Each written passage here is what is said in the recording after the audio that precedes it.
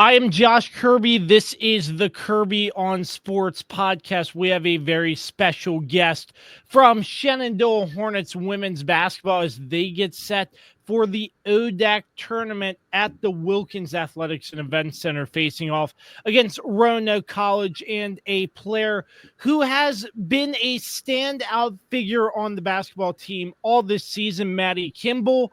Maddie, what's up? Thank you for some time before your big game tonight. Hi, Josh. How are you doing? I'm Thank you for doing having me. well. Yes, thank you so much for coming on. Just first and foremost, Maddie, just reaching this point in the ODAC tournament after a pretty successful regular season with only 9 losses. Just take me through how you like the season overall in terms of the regular season. Yeah, the regular season has been great. Like you said, we've had 9 losses, and 4 of those has been to ranked teams, and 2 of those are in our conference. So, it's been a tough season for sure. We've definitely had one of the hardest seasons since I've been here, um, going against those ranked teams. And we haven't we haven't been blown out by 20 by then. So they're close games, and that just gives us confidence to say, hey, we belong here. And, we are blowing out the teams that on paper we should blow out, and we're having some close games. And honestly, those close games are the best games so. Yeah, so the close games you have that unfortunately don't go your way, I would imagine a lot of lessons you can take out for you and the team to improve come the next game. Am I on the right track there? 100%. A big thing in those close games have been free throws, and we just work every day on free throws, just to make sure if we get in those close moments and it comes down to free throws, we're as prepared as we can be. So that was one of the biggest things that we were working on, was getting our free throw percentage up, because that's something we struggle with in those close losses. So, Maddie, take me through obviously a lot of success coming from you reaching your 1,000th point, most amount of minutes played in a Hornets women's basketball uniform. What's that like, having all that success, and sort of what does that support mean to you that you've been able to reach these milestones with your Hornets basketball team? Coming in as a freshman, I came in through COVID, so it was we only had 11 games, but the upperclassmen that I was with, they said success is the standard. So that's kind of what we built our program off of and continue to, is being successful. Um, so I don't know. It's just been such a great year, and all the accomplishments that I've had, and it's just great to do it with the girls that I'm with now. It seems easy because they've pushed me all this time for the past 4 years. At least the seniors have. Like, it's easy to get it done when you have great support system behind you. So let me ask you, when you reached your 1,000th point, did you know you were getting close, or was it kind of a surprise? How did that sort of go down? So for me, I knew I was getting close. One, because my dad was in my ear after every game telling me you're close.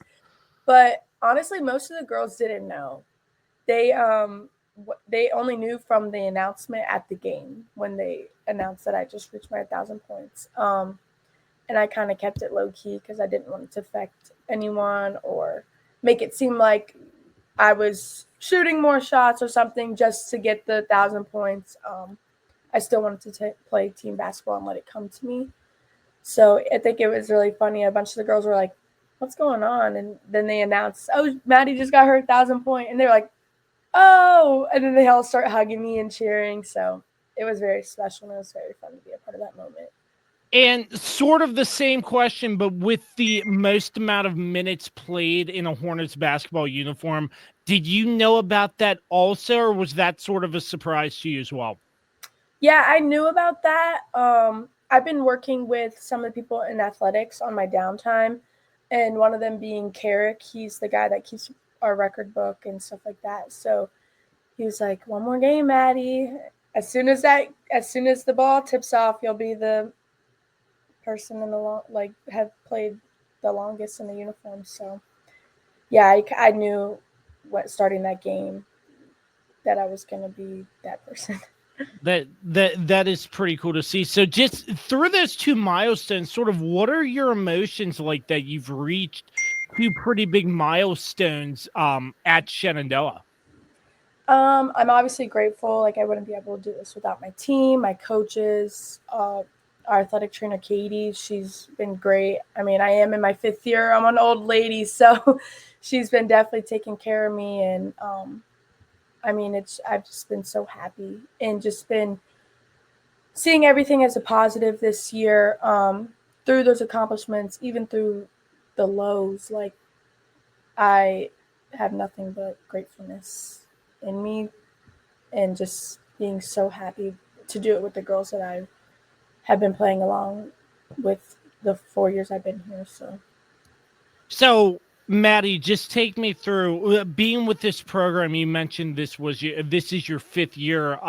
You've been with the program for so long. What's it like being this successful, not just you, but the girls around you as part of this program being there for so long?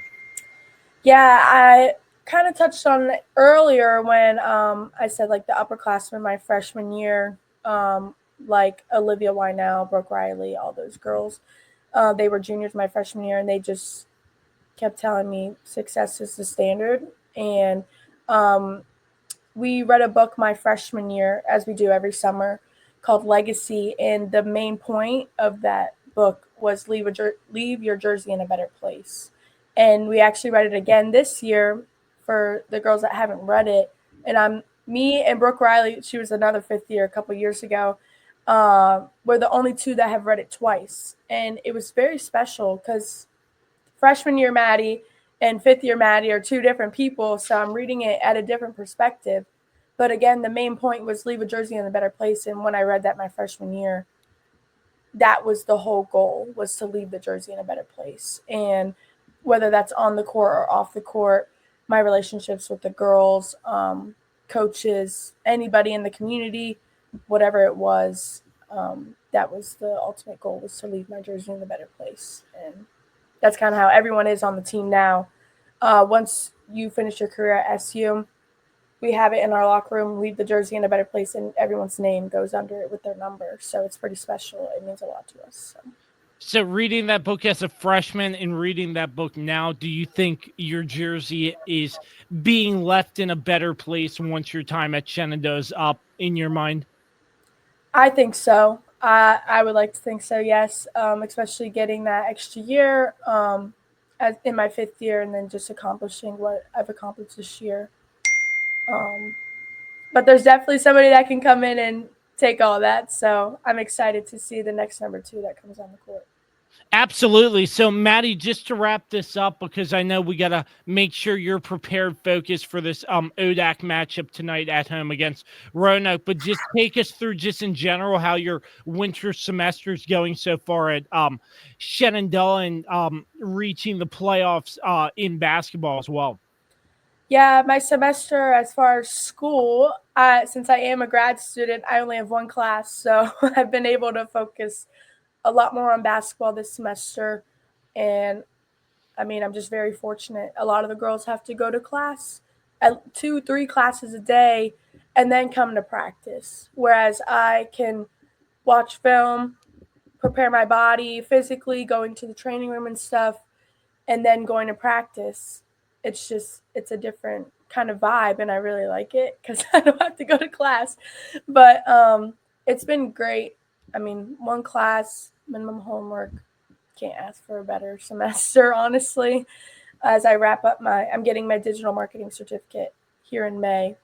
And then as far as the season, I mean, it's been great. I'm excited to go through this week. This is the most exciting part of the season. This is what we work up for, and I'm just so excited to do it with the girls again. I keep saying that, but I just love this team so much and all the girls on the team. So I mean, it's just been great so far. Can't ask for a better group and a better season. So, what were sort of the emotions when you realized you clinched to get into the ODAC tournament, and knowing you have a home tournament game? Mm-hmm. There's been a lot of talk like, oh, they're going to make it to the championship. Oh, this is the time for SCWBB to excel, and this is their time to shine. And that's true, and that's what we've been preaching. We are so good in the postseason in past years, and that has just kind of fueled us to continue to be that way. Um, and now we just say, okay, this is the real time. This is the real season. This is what we train for in those July moments, August moments, early moments in the season. This is what we are waiting for. Is this week in March coming up, end of February, March. So. And last but not least, the home crowd for an ODAC playoff game, that must feel really nice that you're in front of your home fans for this matchup, because I know the atmosphere for men and women's basketball game is through the roof. Mm-hmm. I've actually never, I think maybe once we've had a home playoff game, or like we had to have a play-in game because it's a new system this year. But the men had a play-in game, I want to say last year, the year before, I can't remember. And the crowd was electric. So I'm just so excited that we're going to get to feel that love tonight. And I just can't wait for the fans to be there. Yeah, it's going to be exciting. We will be tuned in for sure, the Kirby on Sports podcast. But for the time being, Maddie Kimble, who recorded her 1,000th point, most recorded minutes in a Hornets women's basketball uniform, gracious for her time on this playoff game day as the Lady Hornets get set to face Roanoke in the ODAC quarterfinals. Maddie, glad we can make this happen. Really appreciate your time with me on the Kirby on Sports podcast, and best of luck to you the rest of the way. Thank you so much. Thank you for having me.